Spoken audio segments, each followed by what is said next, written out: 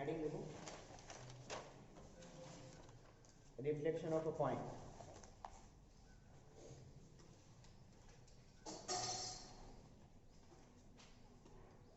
Reflection,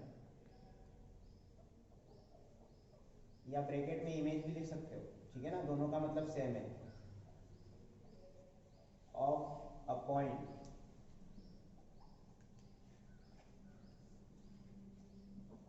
अरे बात बोल दो, ठीक है। रिफ्लेक्शन का मतलब इमेज ही होता है, ठीक है ना। इमेज मतलब मिरर इमेज, इमेज मतलब मिरर, मिरर रखते हैं ना हम लोग, जैसे आप लोग फिजिक्स में आएगा आप लोगों के, जब आप ऑप्टिक्स पढ़ोगे तब, कि अगर एक कोई पॉइंट यहाँ पर है और ये मिरर है, जितनी डिस्टेंस पर ये पॉइंट होता है ना उतनी ही डिस्टेंस पर इधर इमेज बनती है आर पार, ठीक है ना। तो वैसे ये इधर भी, तो हम लोग अगर बात करें यहाँ पे, सपोज कर लेते हैं लेट अ पॉइंट, पहले समझ लो, लेट अ पॉइंट, हमने P अज्यूम कर लिया, x, y हमारे पास कोई एक पॉइंट है, एक ही पॉइंट है ना, तो x, y लेट कर लो, दो होते तो x, y और x, y डिलीट कर लेते, ठीक है। अब इसकी मुझे इमेज देखना है, तो इमेज देखने के बहुत सारे तरीके हैं। पहला तरीका है, मैं पहले कोऑर्डिनेट एक्सिस पे पॉइंट बना देता हूँ। सपोज ये कोऑर्डिनेट एक्सिस है, ठीक है। कोऑर्डिनेट एक्सिस पर मैंने एक पॉइंट बनाया P, ये आपका ओरिजिन हो गया, y एक्सिस, ये x एक्सिस, यहाँ कहीं पर एक कोई पॉइंट है P, क्या है P पॉइंट है हमारा x, y, ठीक है। अगर मैं इस P पॉइंट की, अब देखो अब इमेज जो है ना, रिफ्लेक्शन हम तीन चार तरीके से देखेंगे। पहला है कि अगर मैं P पॉइंट की x एक्सिस के अलोंग, क्या बोला मैंने, x एक्सिस के अलोंग अगर इमेज देखना चाहता हूँ या रिफ्लेक्शन देखना चाहता हूँ, मतलब मैं ये मान लेता हूँ कि ये मिरर है, ये क्या है, सपोज ये मिरर है, इसको मैं ऐसे करके मिरर बना सकता हूँ, ठीक है ना। तो इस पॉइंट की जो इमेज होगी ना, कहाँ गिरेगी, नीचे, इधर उधर, कहाँ गिरेगी, नीचे गिरेगी ना, है ना, ऑब्वियस बात है। तो जितनी डिस्टेंस पर ये है उतनी ही डिस्टेंस पर नीचे इमेज बन जाएगी इसकी, तो ये इमेज बन गई इसकी, कोई दिक्कत इसमें। अब जैसे इमेज बनेगी, इसको मैं P डैश बोल देता हूँ या P1 बोल देता हूँ, क्या बोल देता हूँ, P1, तो आपका पॉइंट बदल जाएगा, पॉइंट क्या हो जाएगा, बदल जाएगा। अभी पॉइंट हमने लेट किया था कि सपोज वो फर्स्ट क्वाड्रेंट में, कौन से क्वाड्रेंट में, फर्स्ट में, तो अभी कौन से क्वाड्रेंट में आ गया, फोर्थ में, तो फोर्थ क्वाड्रेंट में x तो पॉजिटिव ही रहेगा, लेकिन y कैसा हो जाएगा, नेगेटिव, बदल जाएगा, नेगेटिव हो जाएगा, इतना तो हमें आता है। तो ये x एक्सिस के अलोंग हमने इमेज ले ली, with respect to x axis point की इमेज क्या हो जाएगी, ये हो जाएगी, कोई दिक्कत इसमें। सिमिलरली ये आपकी y एक्सिस है, सपोज ये मिरर है, ये क्या है, सपोज ये मिरर है, तो इस पॉइंट की इमेज किधर गिरेगी, सेकंड क्वाड्रेंट में, इधर गिरेगी ना। तो ये जितनी डिस्टेंस पर पॉइंट है उतनी ही डिस्टेंस पर यहाँ आपका इमेज आ जाएगा, रिफ्लेक्शन आ जाएगा। तो इसको मैं, ये P1 है तो इसको मैं P2 नाम देता हूँ, ये P2 है। बताओ इसके कोऑर्डिनेट कैसे लिखेंगे हम लोग, very good, minus x y, क्योंकि सेकंड क्वाड्रेंट का पॉइंट है ना, x negative y positive, clear है। अब तीसरी इमेज होगी इसकी, मतलब तीसरा रिफ्लेक्शन हम देखेंगे इसका, ओरिजिन के अलोंग, किसके अलोंग, ये आपका ओरिजिन है, ओरिजिन के रेस्पेक्ट में। तो अगर मैं इस पॉइंट का ओरिजिन के रेस्पेक्ट में इमेज देखता हूँ, तो वो कौन से क्वाड्रेंट में जाएगा, थर्ड में जाएगा। तो सपोज ये हमने ओरिजिन के रेस्पेक्ट में देखा, तो ये P3 अपना आ जाएगा कितना, बोलो कोऑर्डिनेट क्या हो जाएंगे फिर, minus x minus y, very good. तो सबसे पहले हमने क्या देखा, हमने ये देखा कि x एक्सिस के अलोंग क्या हो जाएगा, इमेज इसकी x minus y, y axis के along minus x y, origin के along minus x minus y. And the last one is, अगर मैं एक लाइन अज्यूम करता हूँ, y is equal to x, कोई लाइन है, y is equal to x क्या है, कोई लाइन है, ये लाइन का नाम क्या है, y is equal to x, origin से पास होती हुई लाइन जिसका स्लोप 1 है, y is equal to mx, m क्या है, स्लोप, tan थीटा 1 है इसका, तो थीटा 45, मैंने ये 45 डिग्री का एंगल बना दिया है, कोई दिक्कत इसमें, अभी सब समझ में आ जाएगा, स्ट्रेट लाइन शुरू हो जाएगा।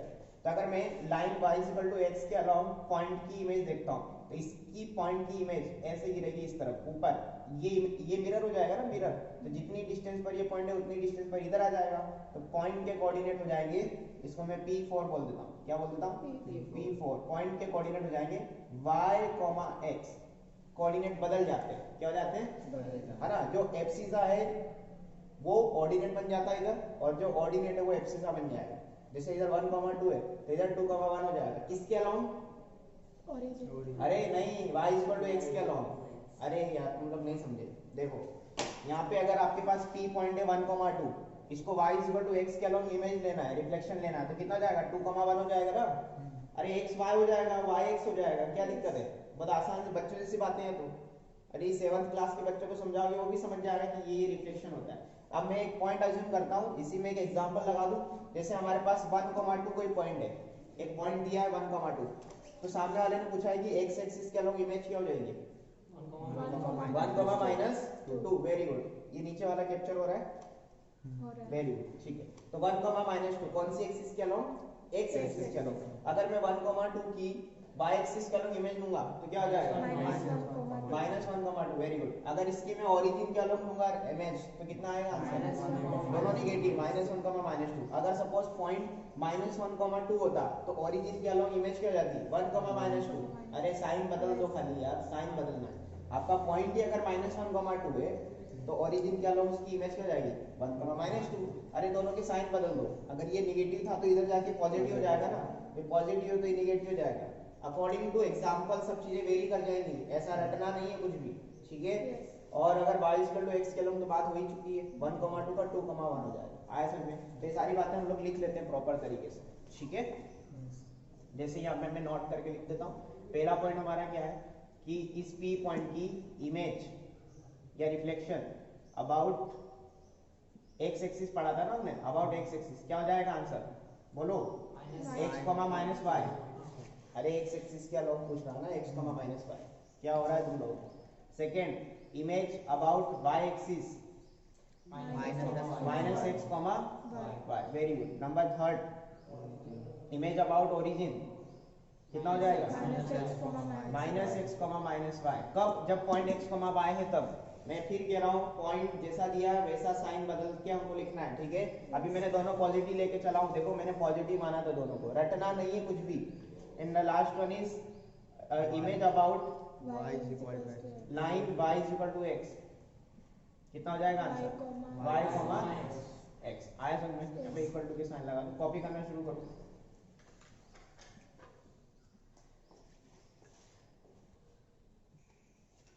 ओके, देखो लिखो, कुछ रिमार्क्स लिखते हैं और चैप्टर को खत्म करते हैं ना। पॉइंट हमारा खत्म हो जाएगा, फिर लिखें हेडिंग रिमार्क्स। ये सारे इंपॉर्टेंट रिमार्क्स हैं और कुछ हद तक कुछ चीजें रिवाइज भी हो जाएंगी आपकी।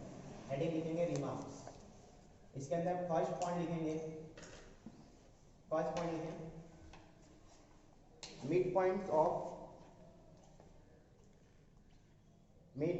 ऑफ एनी क्वाड्रिलेटरल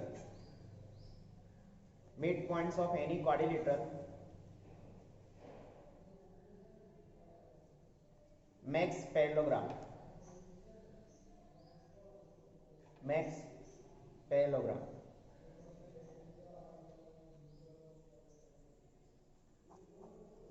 क्या कहना चाह रहा है वो, कुछ समझ में आया? क्वाड्रिलेटरल के पॉइंट कैसे बनाएंगे पैरेललोग्राम? Opposite sides. नहीं, देखो इधर आपके पास सपोज कोई भी क्वाड्रिलेटरल है, कैसा भी हो, हमें नहीं पता कैसा भी हो सकता है, ठीक है। तो इन साइडों के जो मिड पॉइंट होंगे, जैसे इसका मिड पॉइंट ये, इसका मिड पॉइंट ये, इसका मिड पॉइंट ये है ना, इन सारे मिड पॉइंट को ज्वाइन कर दो। क्या कर दो? ज्वाइन कर दो। तो अंदर की तरफ एक पैरेललोग्राम बनेगा। क्या बनेगा? ये एक पैरेललोग्राम बन गया। क्या बन गया? ये पैरेललोग्राम। आज इसको नंबरिंग कर देते हैं, डायग्राम बना दो। इसको ABCD बोल दिया मैंने, PQRS बोल दिया, ठीक है ना। लिख लेना PQRS is parallelogram. Mid point है P, ठीक है। के बाद लिखेंगे पॉइंट नंबर 2।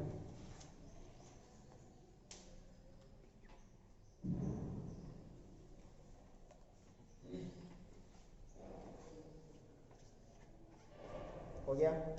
लिखिए पॉइंट नंबर 2। फटाफट छोटे छोटे रफ डायग्राम बनाते चलो, कोई स्केल नहीं उठाना, हाथ से बनाओ डायरेक्ट। पॉइंट नंबर 2 लिखें, इन पैरेललोग्राम देखें इधर, इन parallelogram 2 times of a² + b² = d1² + d2²। कुछ समझ में आ रहा है क्या लिखा है? क्या लिखा है? मतलब डायगोनल का स्क्वायर प्लस दूसरे डायगोनल का साइड का।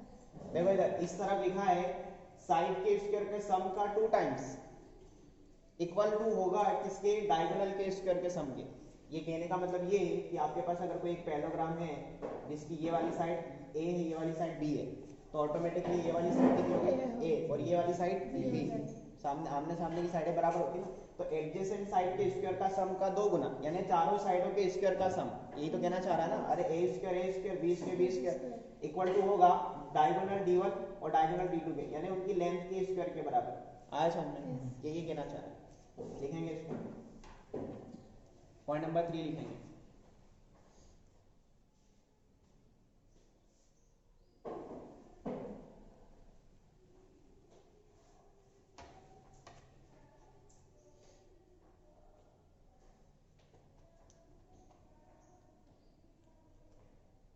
करे बात, लिखो मीडियन थ्रू नहीं, median to hypotenuse, median to hypotenuse is equal to half of length of hypotenuse, half of length of hypotenuse, या हाफ ऑफ हाइपोटेन्यूस भी लिख सकते हैं, ऑटोमेटिकली समझ में आ जाएगा कि वो लेंथ की बात कर रहा है। ठीक है, अब यहाँ पे उसने एक वर्ड दिया हाइपोटेन्यूस, इसका मतलब कौन सा ट्रायंगल बनेगा? राइट एंगल बनेगा। अब राइट एंगल में ध्यान से देखो इधर, सपोज ये आपका कोई राइट एंगल ट्रायंगल है, कोई दिक्कत इसमें? इसको मैं नंबरिंग कर देता हूँ, ए बी सी, कहाँ 90 डिग्री बन रहा है, कौन से वर्टेक्स पे?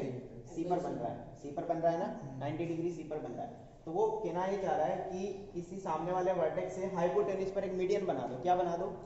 हाइपोटेन्यूस पे मीडियन बनेगी, तो इसी वर्टेक्स से बनेगी ना, इससे तो बन नहीं सकती, सामने वाले वर्टेक्स से बनती ना, तो यहाँ से एक मीडियन बना दी, ये मीडियन बना दी। अगर ये मीडियन है, इसको मैं नाम देता हूँ एफ नाम देता हूँ, इसको अगर मैं मीडियन कहता हूँ, तो क्या ये सामने वाली साइड को बाइसेक्ट करेगा? करेगा कि नहीं करेगा? ठीक है ना। तो क्या इसने ये कहा है कि मीडियन की जो लेंथ होगी वो हाइपोटेन्यूस की लेंथ की आधी होगी? यही तो कहना चाह रहा है।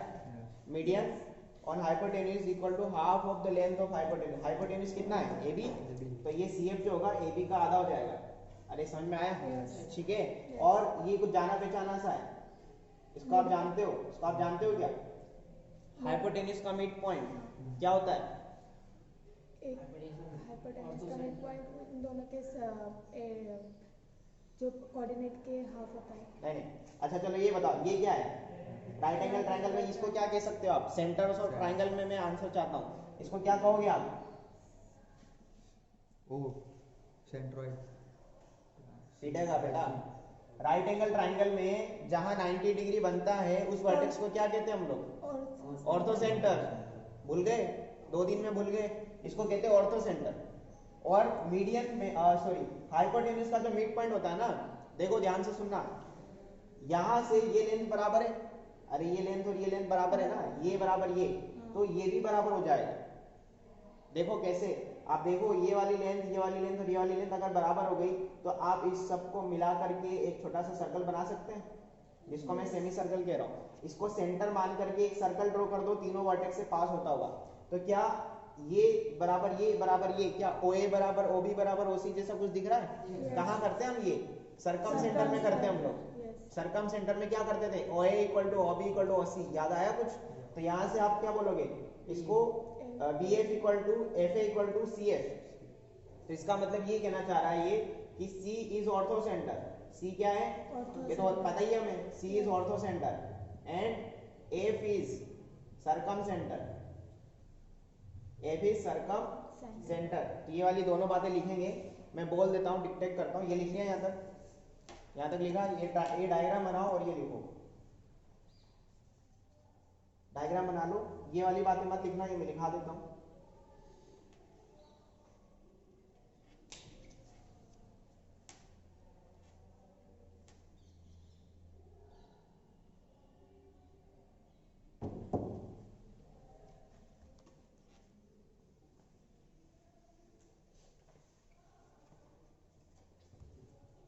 लिखा?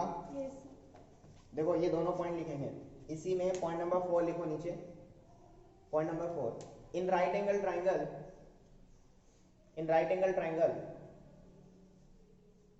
the midpoint of hypotenuse is circum centre, bracket में लिख लेना ओ, इसको चाहो तो ओ नाम दे दो, ज्यादा अच्छा है, ठीक है ना, इसको ओ दे दो नाम, पर ठीक है अब लिख लिया तो कोई इशू नहीं, कोई इशू नहीं, कोई बात नहीं। लिखा।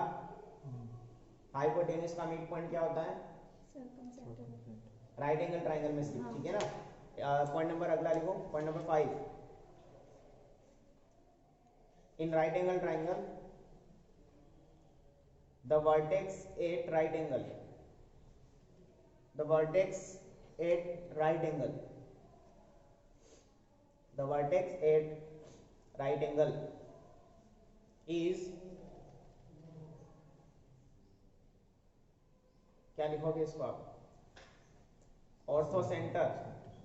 the vertex at right angle is ortho centre, bracket में एच। Capital H. कोई दिक्कत नहीं। देखो यहाँ पे इसको फिर से समझो, ये सर्कम सेंटर कैसे हो रहा है? जैसे आपने एक राइट एंगल ट्राइंगल बनाया, ठीक है, आपने ये मीडियन बना दी थी, सीएफ क्या थी? मीडियन। मीडियन वाली प्रॉपर्टी पढ़ रहे थे ना हम लोग, तो जैसे मीडियन बनाई तो ये और ये डिस्टेंस बराबर होगी, क्योंकि मीडियन ने उसको बाइसेक्ट कर दिया हाइपोटेन्यूज को। मैंने क्या किया, ये वाली मैं इक्वल मैं नहीं मान रहा अभी, सपोज मैंने इसको सर्कल का सेंटर मान करके एंड पॉइंट को ज्वाइन करता हुआ एक सर्कल बना दिया, मतलब वर्टेक्स को ज्वाइन करता हुआ एक सर्कल बना दिया, तो एक सेमी सर्कल जैसा बन गया। सेमी सर्कल बना कि नहीं बना? इस तरीके से ये आपका सेंटर है, इसको एफ नाम दे दिया, ये आपका ए बी है इधर, तो क्या ये रेडियस है? सेंटर से यहाँ तक की डिस्टेंस रेडियस, और ये भी रेडियस है, तो ये भी रेडियस है, सब रेडियस है। तो ये देखो ये सेंटर है, तो ये रेडियस और ये रेडियस और ये भी रेडियस, तो क्या बराबर हो गए ना तीनों? रेडियस तो बराबर ही होती है, ठीक है ना। तो ये सब इक्वल हो गए। अगर ये इक्वल हो गए तो ये और सर्कम सेंटर वाली हमें फील आ जाएगी, तो ये सर्कम सेंटर बन जाएगा। क्लियर है? ठीक है, अगला पॉइंट लिखो। In equilateral triangle, point number कौन सा है? 6। Very good. In equilateral triangle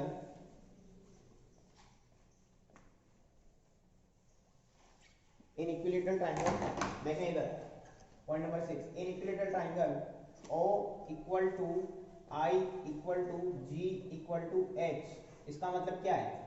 ortho centre is equal circumcentre equal to incentre equal to centroid equal to orthocentre, यानी कि इक्विलेटरल ट्राइंगल में ये सब क्या होते हैं? कोइंसाइड होते हैं। क्या होते हैं ये सब? कोइंसाइड। यानी कि अगर आपको पता चल गया कि वर्टेक्स दिए हैं और ट्राइंगल की बात कर रहा है और सेंटर कोई भी पूछ रहा है हमसे, आपको ये अगर क्लिक कर गया कि ये इक्विलेटरल ट्राइंगल के वर्टेक्स है, तो आप कुछ भी निकाल दो, आंसर सेम आएगा सबका। आया समझ में? तो सबसे आसान निकालना क्या है? सेंट्रोइड। सबसे आसान सेंट्रोइड होता है, फिर ये ऑर्थो सेंटर, फिर ये सर्कम सेंटर, फिर ऑर्थो सेंटर, और लास्ट में इन सेंटर को मैं एंडिंग में रखता हूँ, क्योंकि उसमें कैलकुलेशन थोड़ी ज्यादा होती है। अगर राइट एंगल होगा तो ये भी बहुत आसान है निकालना, और नहीं भी हुआ तो भी आसान है, क्योंकि अभी स्ट्रेट लाइन से जब गुजर जाओगे ना पूरा, तो ऑर्थो सेंटर तो मतलब बच्चा लगेगा उसके सामने। तो इतने सारे क्वेश्चन आप कर चुके होंगे, स्लोप लाइन की इक्वेशन, स्लोप लाइन की इक्वेशन, तो फिर एच निकालना बहुत आसान हो जाएगा। आया समझ में? ठीक है, तो क्या लिखा? ये लिखो, in equilateral triangle this,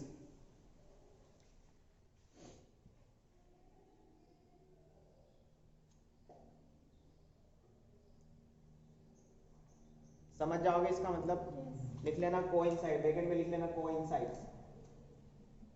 coincides का मतलब एक ही पॉइंट पर सारे पॉइंट। आया समझ में? चारों ही पॉइंट एक ही जगह पर, ठीक है। देखो अगला पॉइंट नंबर 7 करे बात। पॉइंट नंबर 7 लिखो। In isosceles triangle, in isosceles triangle O, G, H, I, इन्हीं को लिखो वापस, कॉमा लगा के। लेकिन in isosceles triangle O, G, H, I are collinear, are collinear. Collinear का मतलब सारे एक ही लाइन में होते हैं। ये O, G, H, I आगे पीछे हो सकते हैं, फर्क नहीं पड़ता है, लेकिन सारे एक ही लाइन में। चाहो तो फोटो बना लो। Point number 8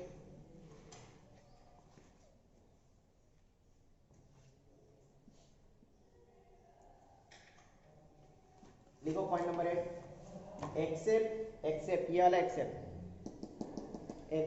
these two triangles,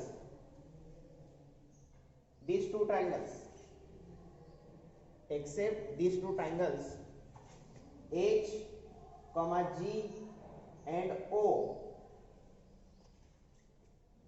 are collinear and G divides H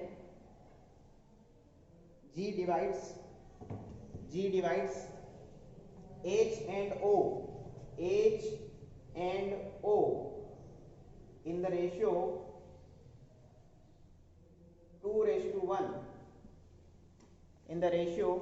2:1 कुछ जानते हैं हम इसके बारे में? क्या हम इसके बारे में जानते हैं Yes. कि HGO में इस तरीके से रिलेशन होता है, ठीक है ना? तो सेंट्रोइड जो है ऑर्थो सेंटर और सरकम सेंटर को 2:1 में डिवाइड करता है। लेकिन ध्यान से सुनना, क्या बोला इसने? Except these two triangle. इसका मतलब क्या हुआ? यानी ये ऊपर वाले दोनों ट्राइंगल छोड़ दो, आइसोसेलेस और इक्विलेटरल को छोड़ दो, तो HGO इसमें आई का रोल नहीं है, इन सेंटर का रोल ही नहीं है इसमें। ये तीनों ही कोलिनियर होते हैं बाकी सारे ट्राइंगल में, और सेंट्रोइड जो होता है वो ऑर्थो सेंटर और सरकम सेंटर को 2:1 में डिवाइड करता है। आया समझ में? आया ना समझ में? ठीक है, याद रहेगा इतना सब कुछ? ऑलराइट, तो ये हमारा पॉइंट यहाँ पे खत्म हो जाता है। ठीक है, अब हेडिंग लिखेंगे, नए पेज पे हेडिंग लिखेंगे स्ट्रेट लाइंस।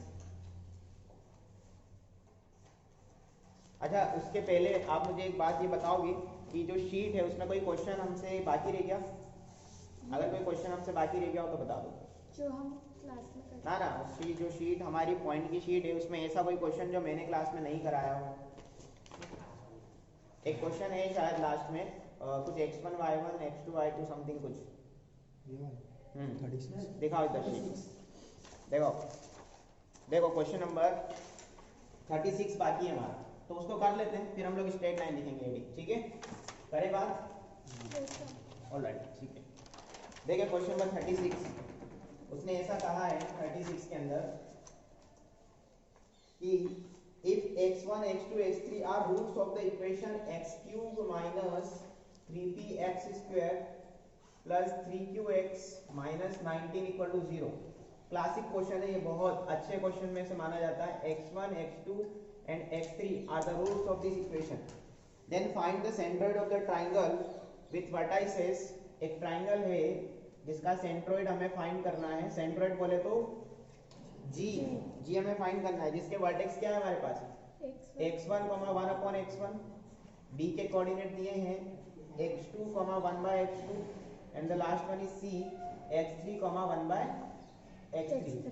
ठीक है, हमें इसका सेंट्रोइड निकालना है। ठीक है, देखो इधर ध्यान से सुनना, इतनी इंफॉर्मेशन हमारे पास है। हम मान लेते हैं कि सेंट्रोइड जो है वो h, k है, कोई दिक्कत? ठीक है ना, सेंट्रोइड को h, k, तो मुझे सेंट्रोइड के कोऑर्डिनेट निकालने हैं। ठीक है ना, अब देखो ध्यान से सुनना, अगर मैं सेंट्रोइड के कोऑर्डिनेट डायरेक्ट लिखता हूँ, सेंट्रोइड के कोऑर्डिनेट में अगर डायरेक्ट लिखता हूँ तो h बराबर बोलो कितना? बोल दो। x1 plus x2 plus x3 divided by कितना? 3 and k is equal to कितना? 1/x1 very good, 1/x1 plus 1/x2 plus 1/x3 divided by कितना? 3। इसको थोड़ा एलसीएम लेके सॉल्व कर ले। एलसीएम ऊपर आएगा x1 x2 x3 एलसीएम, और नीचे वाला 3 इससे मल्टीप्लाई हो जाएगा, ये दोनों नीचे चले जाएंगे। अब देखो x1 से इसको डिवाइड लगाओ तो x2 x3 बचेगा, उसको 1 से मल्टीप्लाई करो तो x2 x3 बच गया। सही है क्या? फिर x2 के करस्पॉन्डिंग डिवाइड लगाओगे तो x1 x3 बचेगा, ऊपर मल्टीप्लाई करो तो x1 x3। सही है क्या? एलसीएम ले रहे हैं हम लोग, प्लस x3 से डिवाइड लगाया तो x1 x2 बचा, मल्टीप्लाई किया तो x1 x2। कोई दिक्कत इसमें? तो ये आपका k है in terms of x1 x2 x3, और ये आपका h है in terms of x1 x2 x3। अब आपको इनकी वैल्यू लेकर के आनी कहीं से। ध्यान से देखो, उसने बोला है कि इस क्यूबिक इक्वेशन के 3 रूट होते हैं। तीनों रूट क्या है? x1 x2 and x3।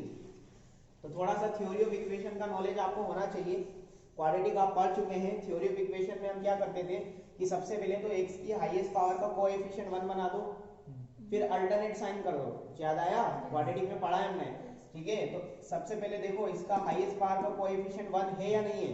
Readymade 1 दिया है, और साइन भी अल्टरनेट दिए। ध्यान से देखो, प्लस माइनस, आपको मेहनत ही नहीं करनी है, आपको सिर्फ क्या करना है, अगर देखो x1 x2 x3 इसके रूट है तो ये क्या लिखा है? Sum of root. x1 plus x2 plus x3 is what? Sum of root लिखा है। तो यहाँ से सम ऑफ रूट उठा लो। याद आया कुछ?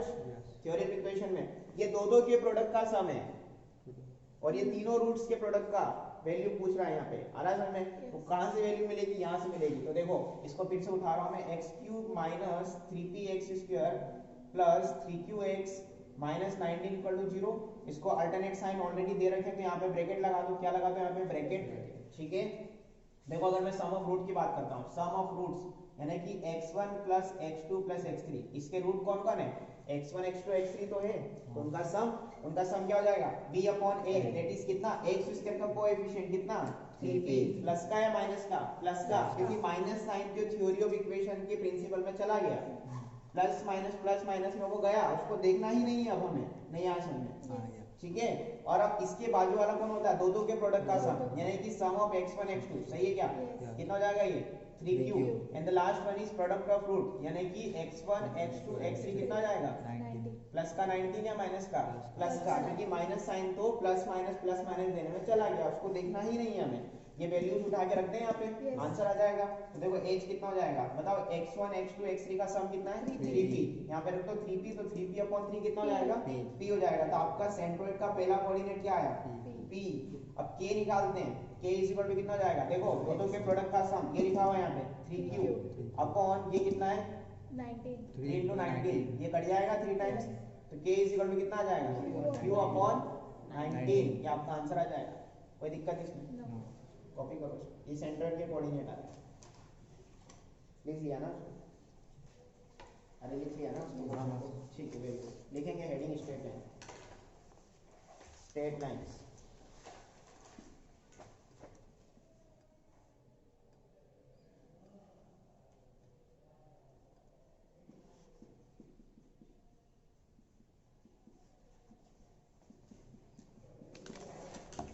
करे बात?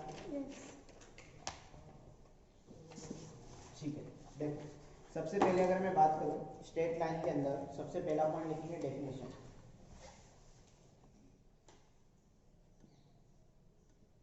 डेफिनेशन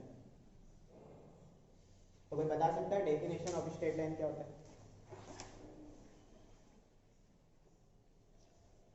ऐसे ऐसे ऐसे नहीं करना है, डेफिनेशन बोलना है, कॉपी में लिखना है। क्या लिखेंगे हम लोग? अच्छा, स्ट्रेट लाइन बनती कैसे? चलो ऐसे ऑरली बता दो। पॉइंट से? कितने पॉइंट से? इन्फिनिटी पॉइंट, मतलब एक लाइन पर इन्फिनिटी पॉइंट हो सकते हैं, तो अच्छी बात है। देखो डेफिनेशन पार्ट में लिखो, और इन्फिनिटी पॉइंट्स भी कैसे होने चाहिए बताओ? क्या ऐसे ऐसे इन्फिनिटी पॉइंट्स अगर कहीं दे दिए तो क्या लाइन बना पाओगे? नहीं, तो उनको कैसा होना पड़ेगा? उनका रेशियो से। ये कुछ कहना चाह रहा? हाँ बोल। कोलिनियर। क्या? कोलिनियर, हाँ, कोइंसिडेंट नहीं, कोलिनियर। सारे कोलिनियर होने चाहिए ना। अगर इन्फिनिटी पॉइंट आपके पास अगर कोलिनियर होंगे तो आप उनको मिला करके लाइन बना सकते हो। तो लिखो straight line made by infinite collinear points. Photo भी बना लेना।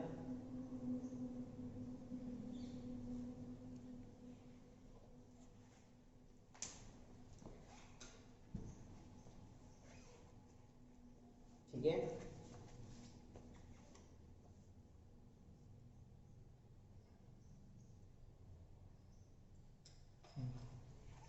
स्ट्रेट लाइन के डेफिनेशन में फिर से बोल रहा हूँ, straight line made by infinite collinear points in plane. हवा में थोड़ी रहेंगे पॉइंट हवा में थोड़ी रहेंगे, अरे स्पेस में नहीं रहेंगे, प्लेन में रहेंगे। हमें सारी बातें हम प्लेन के अंदर कर रहे हैं, 2D पढ़ रहे हैं, 2D ज्योमेट्री पढ़ रहे हैं ना, तो प्लेन हम लोग पढ़ रहे हैं। ठीक है, 3D स्टार्ट होगा तब आपका स्पेस भी इंक्लूड हो जाएगा। ठीक है ना? लिखेंगे सेकेंड बात, जनरल इक्वेशन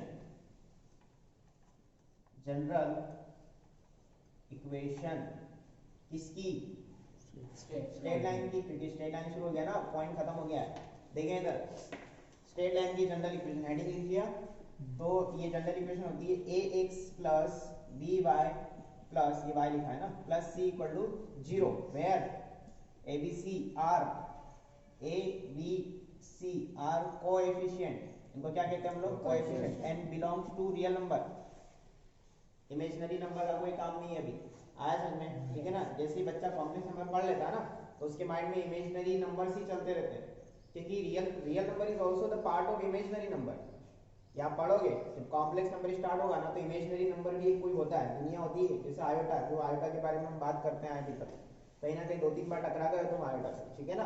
तो real number is subset of imaginary number. Subset मतलब रियल नंबर पूरा इमेजिनरी अंदर लाई करता है, बट उसके बारे में हमें सोचना ही नहीं है, ज्यादा दिमाग नहीं चलाना है, सारा काम अभी रियल नंबर में होगा, ठीक है ना। अब बात करेंगे हम लोग इसके बाद इक्वेशन ऑफ, या इक्वेशन से पहले हम लोग बात करेंगे स्लोप की। किसकी? स्लोप। इसको लिखो पहले, लिखा इसको, लिख डाला क्या इसको? लिखो पहले इसको, स्लोप वाला टॉपिक में इधर ले लो।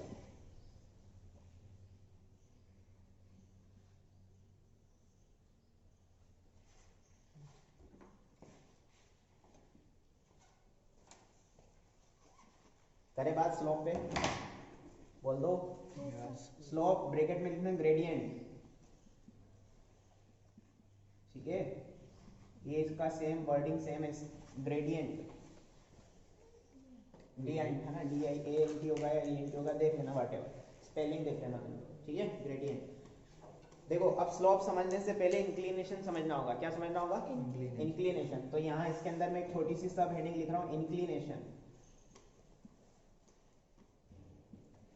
ध्यान से सुनना, इंक्लिनेशन का मतलब क्या होता है। लिखिए इसके अंदर डेफिनेशन पार्टी के भी समझा देता हूँ।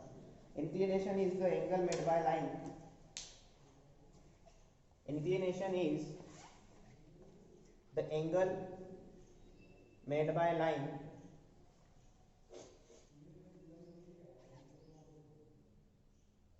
inclination is angle made by line with x axis in positive direction, with x axis in positive direction। अगर मैं आपसे पूछता हूं कि पॉजिटिव डायरेक्शन बोला है, इसका मतलब नहीं, नहीं क्या? Very good, anti clockwise. Positive direction का मतलब एंटी क्लॉकवाइज, और नेगेटिव डायरेक्शन का मतलब, लिख लो ये बात, भूल जाते हो तुम बार बार, लिख लो, डेंजर जोन में जाके लिख लो। डेंजर जोन समझते हो? कॉपी के रेड लाइन के ऊपर वाला पार्ट लिखो, वहां पे एंटी क्लॉकवाइज मतलब पॉजिटिव डायरेक्शन लिखो। Anti clockwise equal to positive direction, positive direction. मैं भी लिख देता हूं आप लोगों के लिए, anti clockwise it implies positive direction, and लिखेंगे इसके नीचे clockwise equal to negative direction. तो कॉपी कर लेना आप लोग, ठीक है। बार बार अब ये चीज नहीं बताई जाएगी, आप लोगों को बेसिक में पढ़ा दिया है, प्लस ट्रिग्नोमेट्री में भी हम लोग थीटा की बात करते हैं, ठीक है। तो देखो इंक्लिनेशन का मतलब क्या लिखा हमने, angle made by the line with x axis. किसके साथ? X axis. हाँ ये ध्यान रखना, एक्स एक्सिस के साथ एंगल पढ़ते हैं हम लोग पॉजिटिव डायरेक्शन में, ठीक है ना। तो मैं एक फोटो बनाता हूँ, क्या बनाता हूँ? फोटो। देखो फोटो बनेगी कुछ हद तक ऐसी, सपोज ये कोई लाइन है, ये कोई लाइन है जो एक्स एक्सिस के साथ एंटी क्लॉकवाइज डायरेक्शन में एक एंगल बना रही है। क्या बना रही है? एंगल बना रही है। उसको मैंने थीटा नाम दे दिया, एंगल को एक क्या नाम दे दिया? थीटा नाम दे दिया। तो ध्यान से सुनना, इस थीटा को ही हम क्या कहेंगे? इंक्लिनेशन कहेंगे। क्या कहेंगे? इसको हम इंक्लिनेशन कहेंगे। ये आपका इंक्लिनेशन हो गया, हो गया। और जिस दिन आपने थीटा का टेन ले लिया, क्या ले लिया? टेन। इस थीटा पे टेन लगा दो, क्या लगा दो? टेन लगा दो। तो टेन लगा दी क्या हो जाएगा? टेन थीटा हो जाएगा। बोलो, टेन समझते हो ना, टेन साइन कोस टेन वाला टेन। तो टेन थीटा ही क्या होता है? टेन थीटा ही स्लोप होता है। और इसको हम किससे डिनोट करते हैं? एम से डिनोट करते हैं। किससे? एम से। इसके बारे में हमारी बात हो चुकी है बीच में कहीं पे पॉइंट के दौरान, आया समझ में? तो अगर आपको किसी लाइन की स्लोप निकालना है तो सामने वाले से थीटा मांग लो। क्या मांग लो? इंक्लिनेशन मांग लो कि एक्स एक्सिस की पॉजिटिव डायरेक्शन से उसने कितना एंगल बनाया, दैट्स इट। आया समझ में? तो आपको थीटा मिल जाएगा, ठीक है। टेन की वैल्यूज पता है सारी?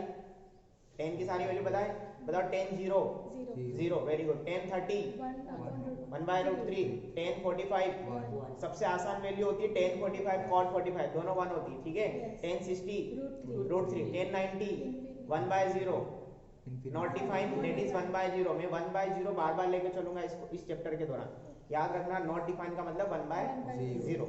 आया समझ में? टेन 15 डिग्री भी याद कर लेना, 15 डिग्री। टेन 15, याद कर लेना, आप लोगों को मैं एक चार्ट दिलवा दूंगा, उसमें 10 15 मतलब 10 15 डिग्री, 10 22.5 डिग्री, 22.5 की सारी वैल्यूज मिलेंगी। कुछ पर्टिकुलर एंगल होते हैं जो आपको याद होने चाहिए डायरेक्ट, आया समझ में? तो वो मैं एक चार्ट आपको दे दूंगा, ग्रुप में अपलोड कर दूंगा, तो आप देख लेना इसको। फिलहाल इसको कॉपी करो। इसी स्लोप को हम क्या कहते हैं? ग्रेडियंट भी कहते हैं, ठीक है ना? कॉपी करो इसको। देखो जनरल इक्वेशन ऑफ लाइन क्या होती है? ax plus by plus c equals to 0। ठीक है, वेरी गुड। अब इसी के अंदर यहाँ पे एक हेडिंग वो लिख लेना, equation of line, equation of line. हालांकि हम different form of equation of line पढ़ेंगे, बट ये छोटी छोटी बातें हैं जो अभी बेसिक में ही आप समझ लो तो ज़्यादा अच्छा है। एंड देन फिर हमारा नेक्स्ट टॉपिक आएगा लोकस, ठीक है ना? इसके बाद हम लोकस शुरू करते हैं। देखो इक्वेशन ऑफ लाइन बहुत ध्यान से समझना।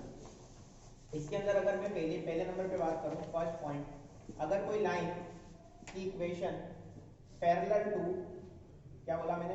पैरेलल टू एक्स एक्सिस अगर आपसे पूछा है, या पहले वाई एक्सिस देते हैं, पैरेलल टू वाई एक्सिस, आपको पैरेलल टू वाई एक्सिस एक लाइन की इक्वेशन लिखना है। तो फोटो बनाते हैं, पहले छोटी सी फोटो बना देता हूँ इधर। ये आपका कोऑर्डिनेट एक्सिस है, ये कौन है? Y axis. ये कौन है? X axis. ये एक्स है, ये वाई है। वाई एक्सिस के पैरेलल लाइन यही होगी, अरे यही तो होगी ना, वाई एक्सिस के पैरेलल लाइन ये वाली। ये भी हो सकती है, कितनी भी लाइनें हो सकती है ना, क्या सारी उधर ही होंगी? इधर भी हो सकती है ना। तो बताओ, ये आपका ओरिजिन है। अगर इस लाइन की बात करेंगे तो इस लाइन का नाम होगा x इक्वल टू ए। क्या होगा? x इक्वल टू ए। और अगर इधर की तरफ हो गई तो x इक्वल टू माइनस ए, क्योंकि a नेगेटिव हो गया, नहीं आया इधर की तरफ नेगेटिव। तो ऑटोमेटिकली आप समझ जाओगे, मैं सिर्फ इतना लिखूं x इक्वल टू ए, आप समझ जाओगे a अगर पॉजिटिव हुआ तो उधर बनाना है, a नेगेटिव हुआ तो इधर बनाना है। आया समझ? प्लस माइनस ए ना लिखो तो ज्यादा अच्छा है। क्लियर है? जैसे अगर आपसे किसी ने बोला कि x इक्वल टू 3 की लाइन बनाओ, तो कैसे बनाओगे आप? पैरेलल टू वाई एक्सिस, उस साइड या इस साइड? किसके? ओरिजिन के, है ना? ओरिजिन के उस साइड या इस साइड बनाएंगे? उस साइड, क्योंकि 3 कैसा है? कहां गया? पॉजिटिव। अगर मैं बोलता x इक्वल टू -1 की लाइन बनाओ तो इधर बनेगी? आया समझ? पैरेलल टू वाई एक्सिस बनेगी, लेकिन ये ध्यान रखना। क्लियर है? सेकंड पॉइंट इसी के अंदर, पैरेलल टू एक्स एक्सिस, ठीक है ना? Equation of line second point है पैरेलल टू एक्स एक्सिस। बहुत काम की चीज है ये, काम आएगा आपको, ठीक है ना? पैरेलल टू एक्स एक्सिस, इसकी इक्वेशन होती है y equal to a, y equal to a. अब देखो वापस से सुनो, ये हमने डायग्राम बनाया कोऑर्डिनेट एक्सिस का, ये y एक्सिस, ये x एक्सिस। किसके पैरेलल मांग रहा है वो हमसे? x एक्सिस के पैरेलल। तो ऐसे भी बन सकती है, ऊपर और नीचे भी बन सकती है। अगर ऊपर बनी तो y इक्वल टू पॉजिटिव में, और नीचे बनी तो नेगेटिव में। आया समझ में? क्लियर है ना? ओरिजिन के रिस्पेक्ट में काम होता है सारा, ये अपना रेफरेंस पॉइंट होता है। ओरिजिन क्या होता है? रेफरेंस पॉइंट होता है। क्लियर है ना? इसी के अंदर पॉइंट नंबर 3, पॉइंट नंबर 3 है combined equation of axis. Most important बात है combined equation of axis. Axis का मतलब कोऑर्डिनेट एक्सिस, दोनों कंबाइन लिखी हुई है इसमें, x और y दोनों आ गया, है ना? कोऑर्डिनेट एक्सिस का मतलब दोनों। तो इसकी इक्वेशन होती है x into y is equal to 0।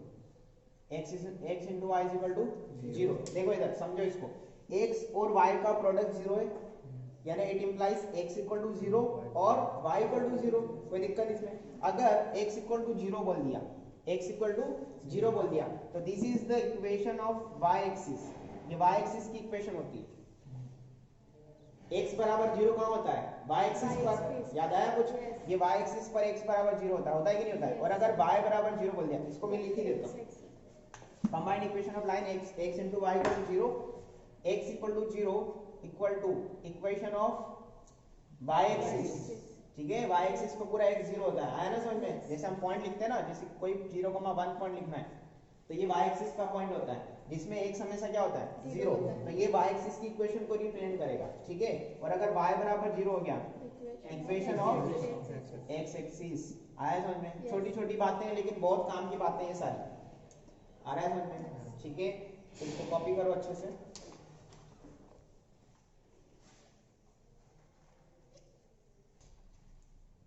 लिखेंगे अगला टाइटल, लोकस।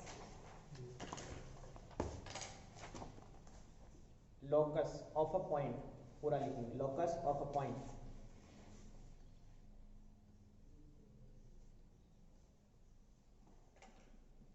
देखो इसकी कोई थ्योरी नहीं है बहुत ज्यादा, ठीक है? लेकिन दो बातें जो आपको याद रखना है, locus of a point, locus का मतलब कोई जानता है लोकस का हिंदी मीनिंग क्या होता है? कहीं वर्ड सुना ही है इंग्लिश में, कहीं कुछ पढ़ते वक्त ऐसा कुछ नहीं? लिखो लोकस का मतलब, लिखो एरो करके लिखो इसमें। Locus means path, PATH, path followed by a point, path followed by a point, लिखा? ठीक है, क्या मतलब समझ में आया इसका? पॉइंट का जो पाथ, उसी को लोकस कहते हैं। जैसे आप लोगों को सर्कल की डेफिनेशन आती है, छोटी क्लास में पढ़ते हो ना सर्कल की डेफिनेशन क्या होती है? पढ़ा है आपने? उसमें वर्ड आता है लोकस, सुना है आपने? ये वर्ड सुना है? सर्कल की डेफिनेशन आपने पढ़ी होगी छोटी क्लास में कि circle is the locus of a point whose distance from a fixed point is always constant. पढ़ा है क्या कहीं पे? बना के दिखाता हूँ, चलो सर्कल बना के दिखाता हूँ। देखो मैंने क्या बोला, सर्कल में क्या बोला मैंने? Locus of a point whose distance from a fixed point. तो एक तो फिक्स पॉइंट लेना पड़ेगा अपने को, ये आपका फिक्स पॉइंट है, सपोज ये आपका फिक्स पॉइंट है, और एक कुछ डिस्टेंस पर, सपोज r डिस्टेंस पर मैंने एक पॉइंट ले लिया p, इसको मैं h, k मान लेता हूँ। क्या मान लेता हूँ? h, k। तो locus of a point, circle की डेफिनेशन बता रहा हूँ मैं वापस से, ठीक है ना, लोकस को डिफाइन करने के लिए। हालांकि मैं एक लाइन में काम खत्म कर सकता हूँ, अगर मैंने इसका हिंदी मीनिंग बता दिया ना तो वैसे ही समझ में आ जाएगा। लोकस, सर्कल की बात कर रहा हूँ ना, circle is the locus of a point whose distance from a fixed point, ये फिक्स पॉइंट है, इस पॉइंट की इस पॉइंट से जो डिस्टेंस होगी वो हमेशा कैसी होगी? कांस्टेंट। कांस्टेंट मतलब बदलेगी नहीं, वो हमेशा कांस्टेंट रहेगी। तो देखो अगर मैं इसको अभी यहाँ नहीं लिखते हैं, इस पॉइंट की इस पॉइंट से डिस्टेंस अगर देखता हूँ तो हो सकता है ये पॉइंट जरूरी थोड़ी इधर ही हो, ये पॉइंट यहाँ हो, यहाँ हो, कहीं भी हो सकता है ना, नहीं यहाँ समझ, इधर हो सकता है, इधर इधर इधर कहीं भी हो सकता है। तो हो सकता है ये पॉइंट इधर हो, इधर हो, इधर हो, कहीं भी हो सकता है। क्या बोलते हो, सही है क्या? अगर हाँ, अगर ये पॉइंट कहीं भी हुआ तो इस पॉइंट का लोकस दिख रहा है आपको, और ये डिस्टेंस हमेशा सेम रहेगी। ये डिस्टेंस हमेशा कैसी रहेगी? सेम रहेगी। और इसी डिस्टेंस को क्या कहते हो आप? रेडियस। आया समझ में? तो ये लोकस का मतलब इस पॉइंट P ने एक पाथ फॉलो किया है। क्या किया है इसने? एक पाथ फॉलो किया है। आया समझ में? ठीक है ना, तो यही लोकस होता है। लोकस किसका होता है? एक पॉइंट का होता है हमेशा, वो जिस पाथ पे चलता है। जरूरी नहीं अब सर्कल की डेफिनेशन में वो सर्कल पे चला, हो सकता है कहीं पर वो पॉइंट P जो है अलग अलग तरीके से अलग अलग, जैसे अगर मैं बात करूं ट्रायंगल की बात कर लेता हूं, पॉइंट कैसा भी हो सकता है, ऐसा घूम सकता है इधर उधर। मान लो एक पॉइंट यहाँ है, फिर यहाँ चला गया, फिर इधर आ गया, तो इन सबको मिलाओगे तो एक ट्रायंगल बन जाएगा। तो लोकस का मतलब वो क्या शेप बना रहा है, पॉइंट क्या शेप बना रहा है, कौन से पाथ को वो फॉलो कर रहा है। ठीक है, बहुत ज्यादा डीप पे जाने की जरूरत नहीं है, हमें तो क्वेश्चन कैसे करना है उससे मतलब है। ठीक है, तो इसमें दो बातें ध्यान रखना है आपको। लिखेंगे, ये हटा देता हूँ, इसको लिखना नहीं है। ठीक है, in the locus of question, in the question of locus, sorry लिखेंगे इसके अंदर, in the question of locus, in the question of locus, नीचे वाली लाइन में लिखेंगे एरो लगा के, let the point P H, K, let the point P H, K। ठीक है, यानी कहने का मतलब ये है कि लोकस का जब भी क्वेश्चन आपको दिखे, मतलब जो पॉइंट का पाथ आपको पता करना है, उस पॉइंट को आप हमेशा लेट कर लो क्या? H, K। सेकंड पॉइंट लिखेंगे इसी में एरो बना के,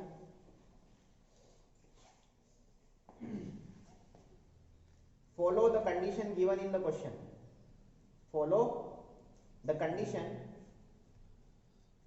गिवन इन द क्वेश्चन,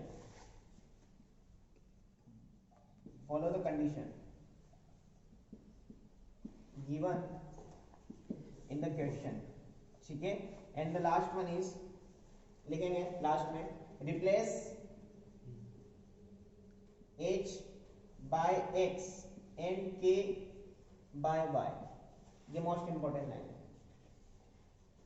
ठीक है, एंड द लास्ट पॉइंट एक और, या इसी में इंक्लूड कर सकते हो, the required answer is our locus, the required या the obtained answer, required नहीं, the obtained answer is our locus, the obtained answer is आया समझ? ठीक है ना। अब देखो ये सब बातें सब बकवास बातें क्वेश्चन में भी समझा सकता हूँ मैं, ये सब थ्योरी फोकट ही लिखा है, बट फिर कोई क्वेश्चन करते हैं। अपने पास शीट है, आपके पास सबके पास शीट है, उसमें एक क्वेश्चन है हमारे पास, पहला ही क्वेश्चन पढ़े क्वेश्चन को। क्वेश्चन नंबर 1 पढ़े। Find locus of a point which is always at a distance of 5 from origin। एक पॉइंट का लोकस फाइंड करना है जिसकी ओरिजिन से डिस्टेंस कैसी है, हमेशा 5 है। ध्यान से सुनना, पहला पॉइंट क्या है, जिस पॉइंट का लोकस फाइंड करना है उस पॉइंट को पी एच कोमा के लेट कर लो, कोई दिक्कत इसमें नहीं। इस पॉइंट की ओरिजिन से डिस्टेंस, सपोज ये ओरिजिन है आपका, ओरिजिन के कोऑर्डिनेट क्या होते हैं 0,0, ये पी पॉइंट है आपका, इससे जो डिस्टेंस है वो हमेशा कैसी है 5 यूनिट है, कोई दिक्कत इसमें। तो डिस्टेंस को 5 के बराबर कर दो, यानी OP इक्वल टू 5, सही है क्या? P से OP डिस्टेंस को 5 के बराबर कर दो।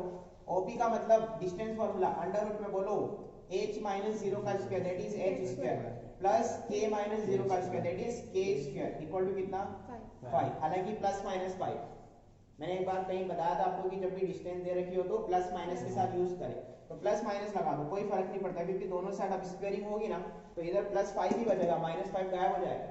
अरे स्क्वायर करोगे ना, ठीक है, दोनों साइड स्क्वायर कर दो, स्क्वायरिंग ऑन बोथ साइड।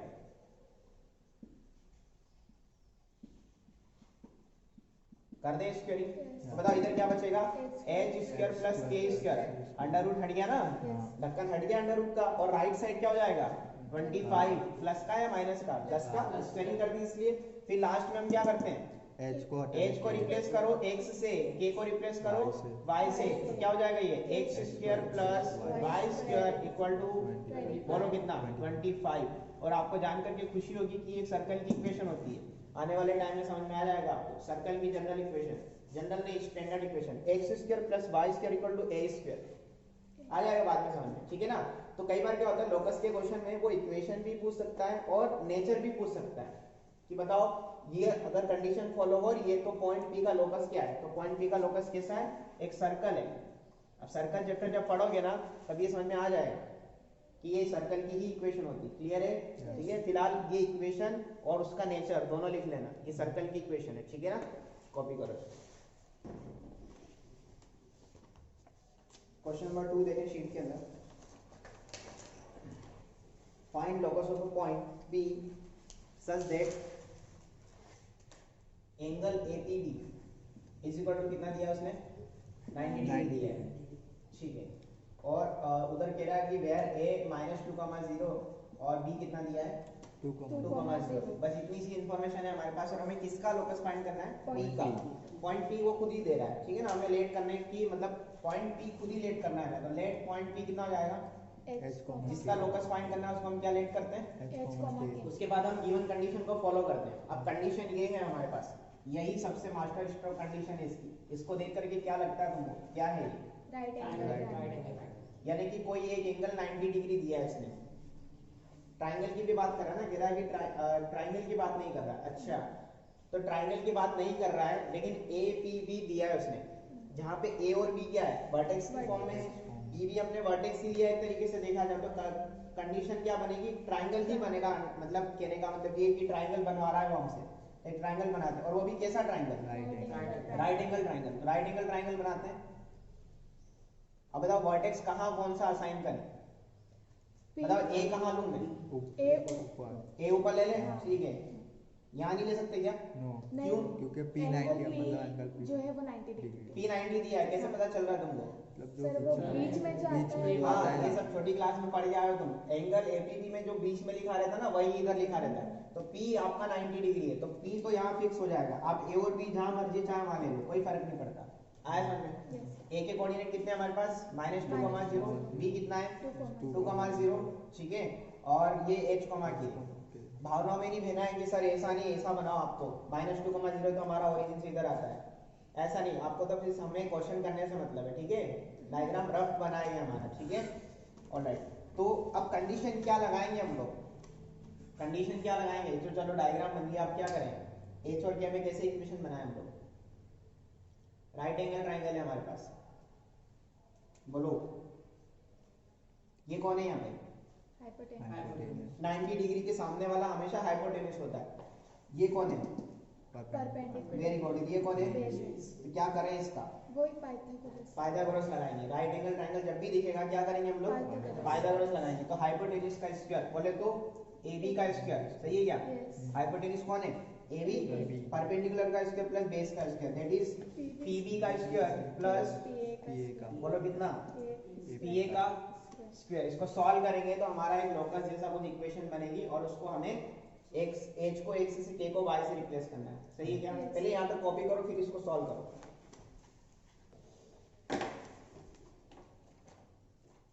देखो इधर बताओ AB का स्क्वायर, मैं डायरेक्ट लिखूंगा ना, AB का स्क्वायर, A और B के बीच की डिस्टेंस का स्क्वायर, अंडर रूट तो वैसे ही हट जाएगा।